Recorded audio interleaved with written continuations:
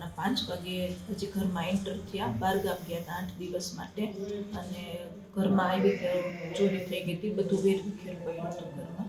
અને બસ અમે પછી પોલીસને જાણ કરી. વસ્તુ ઘણી બધી ગઈ છે, થોડાક કેશે છે અને સોનાનો દાગીનો છે સાથે. અંદાજ તો નથી આવતો, પણ બંગડીઓ છે, હાફ સેટ છે, વીંટી છે અને ચેન છે 8 દિવસથી.